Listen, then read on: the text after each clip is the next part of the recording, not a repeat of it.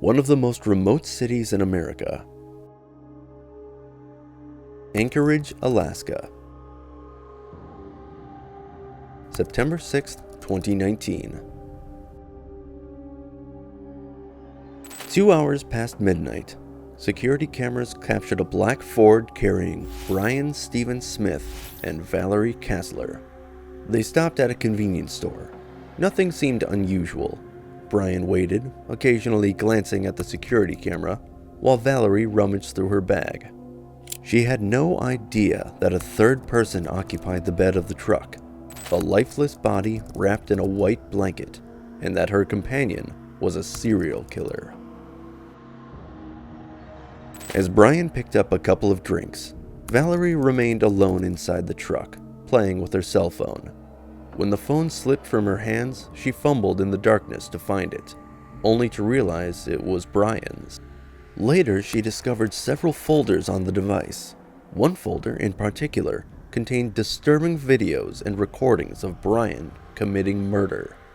That footage became the single thread that would unravel the path of his crimes. This is the story of Brian Stephen Smith, a serial killer seemingly discovered by accident. We will share the evidence that ultimately led investigators to uncover the truth behind his cold-blooded murders and the missing persons cases he left in his wake. After a long day of work in Anchorage, 48-year-old Brian Smith decided to take a drive around town. He headed out that rainy night and drove toward Gamble Street. Behind a grocery store, he found 52-year-old Valerie Casler. She was homeless and lived in a tent in nearby woods. He offered her a ride. She accepted and climbed into the passenger seat for a night on the town. Just minutes after 2 a.m., Brian stopped his truck to use the ATM. While he was inside making a purchase, Valerie accidentally dropped her phone. Bending down to reach it, she surprisingly grabbed 2 phones. She put both phones in her pocket. Valerie had no idea what she would soon discover. The two spent the next few hours together driving around and enjoying each other's company. When they were finished, Brian dropped Valerie off where he met her. After returning to her tent, she began checking her phone. Absent-mindedly, she noticed unfamiliar numbers and messages. That's when she realized this wasn't her phone, it was Brian's. Curiously scrolling through, she noticed one strange folder labeled Homicide, Marriott Hotel, Midtown Anchorage. What she found there was pure brutality. Dozens of videos and images, each depicting similar acts of cruelty and sadistic behavior. In one video, a woman was lying on the floor inside a hotel room while Brian stepped on her throat, narrating deranged dialogue as he did so. You live, you die, you live, you die, you live, you die. Sadly, in my movies, everyone dies. I get the Oscar. Only me. I can tell you. Realizing what she had discovered, she was terrified. Valerie hid in the woods for days. She could barely move, thinking that she could be next. Eventually, she decided to transfer everything to an SD card to turn into the police. Detectives spent hours examining the footage and searching for clues. The content was shocking, even for the most seasoned officers. They had come face to face with pure evil. One image from the SD card showed a timestamp and the victim in the back of a pickup truck. Digital forensics placed the pictures at a remote location near mile 108 of the Seward Highway. This information matched the site where the remains of 30-year-old Kathleen Jo Henry were discovered. Ultimately, all the evidence pointed to Brian Smith. With undeniable evidence mounting, investigators rushed to charge Smith. But he was out of state on vacation with his wife. Officers waited at the airport upon his return from Washington, D.C. When his flight landed in Alaska, he was immediately taken into custody and transferred directly to the police station. Inside the interrogation room, Detectives Lee and Bell presented badges and began reading Smith his rights. Brian acted as if he had no idea why he was there. He believed it was related to the theft of his documents he had reported months earlier. The detectives informed him that they had recently received an SD card that was turned into the police department.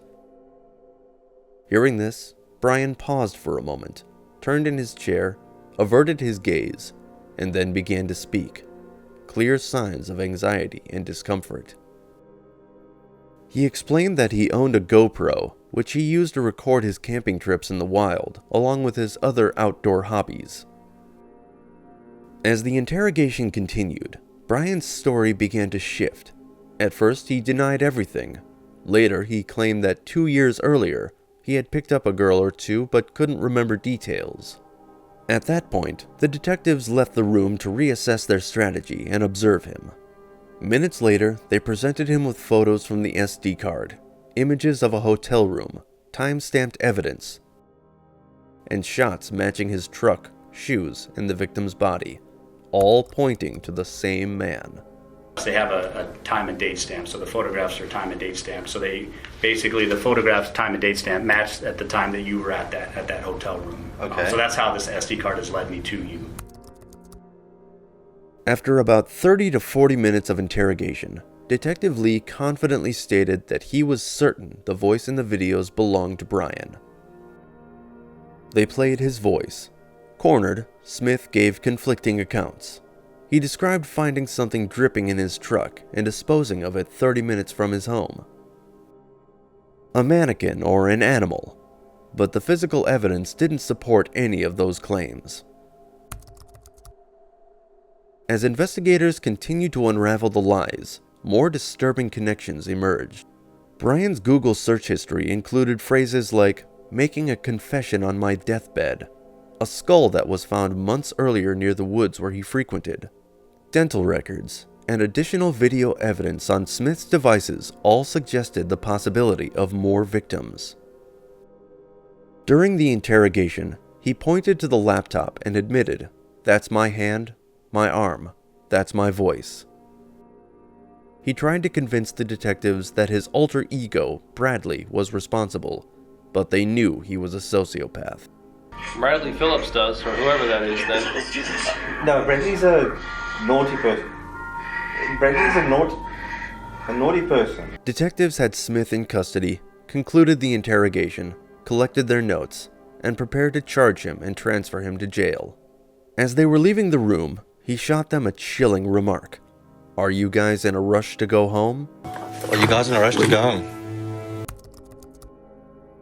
He began another confession that 2 to 3 years ago, he picked up a drunk woman, shot her, and dumped her body. The victim was 52-year-old Alaska native Veronica Abuchuk, who had been missing for years. As he identified the location of the body on the detective's laptop, he joked, "I'm going to be on freaking America's Dumbest Criminals." America's Dumbest Criminals. Months before, Brian showed his secret ex-girlfriend disturbing pictures and videos.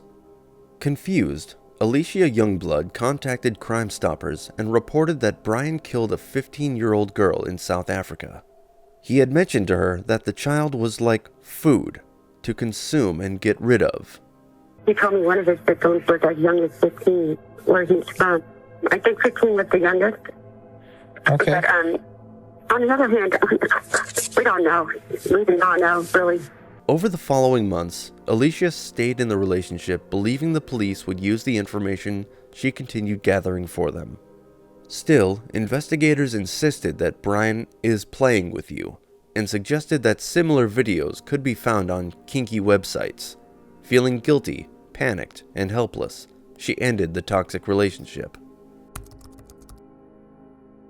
Search warrants uncovered overwhelming evidence proving that he was not an amateur and that the murders were meticulously planned. However, in his most recent interviews, he denied being a serial killer and calmly dismissed it all as a joke. Smith claimed he had fabricated dramatic stories and fantasies of killing 12 people in South Africa and 4 or 5 in the United States merely to impress his girlfriend Alicia. She tragically died by suicide under suspicious circumstances and was not able to testify in court against Smith. On July 12, 2024, an Anchorage jury found Brian Smith guilty for the murders of Kathleen Jo Henry and Veronica Abuchuk. He was sentenced to 226 years in prison, a term intended to ensure he would never be free again. In August of 2025, in a separate trial, an Anchorage jury convicted Brian Smith of 2 counts of sexual abuse of a minor in the first degree and 2 counts of sexual abuse of a minor in the second degree. Detectives had reviewed their database and discovered that on August 30th, 2020, an 11-year-old girl had called 911 to report that Smith had been abusing her. He later confessed to the sexual abuse and admitted that he had started abusing her when she was 4 years old.